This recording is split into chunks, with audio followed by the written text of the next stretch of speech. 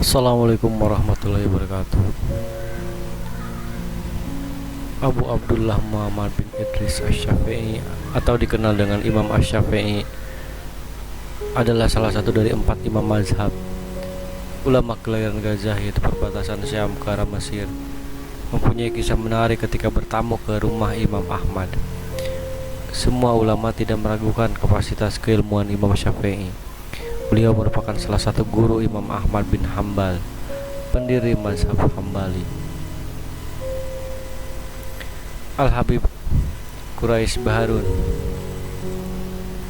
murid ulama besar Yaman Al-Habib Umar bin Hafidz, menceritakan kisah kunjungan Imam Syafi'i ke rumah Imam Ahmad.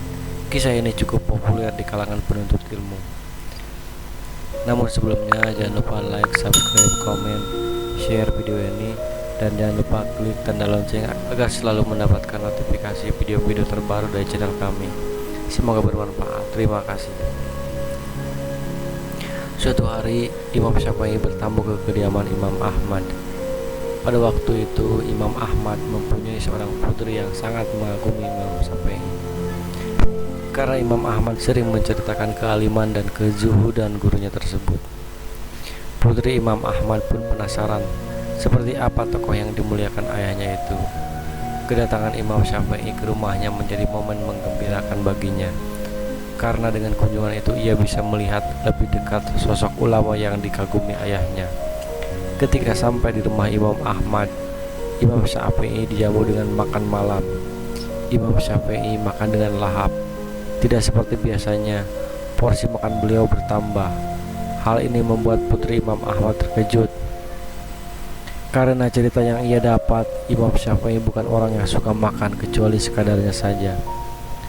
Usai jamuan makan malam, Imam Ahmad pergi ke kamarnya untuk menghidupkan malam dengan sholat dan berzikir seperti biasanya. Sementara anak perempuannya memilih untuk tidak tidur agar bisa melihat aktivitas Imam Syafi'i pada malam itu.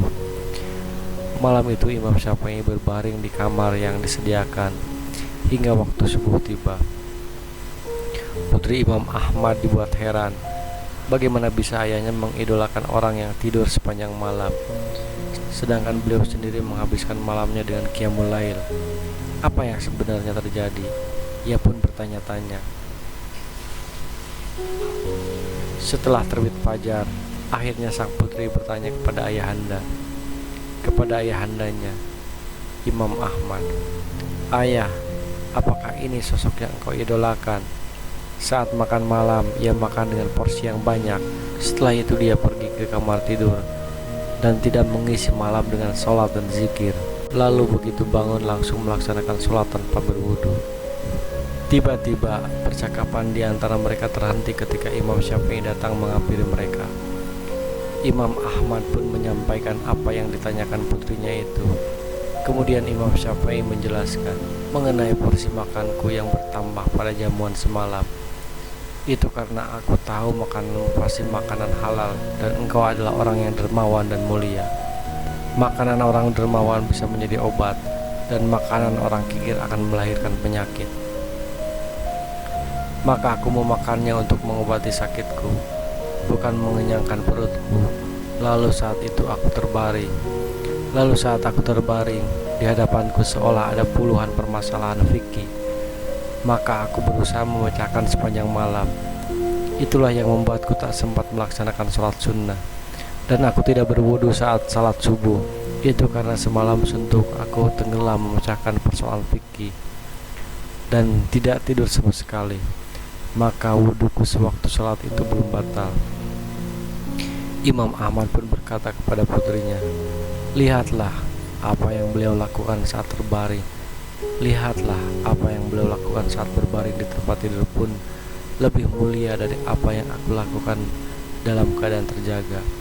Sebagaimana diketahui bahwa belajar ilmu agama lebih utama daripada melaksanakan sholat sunnah.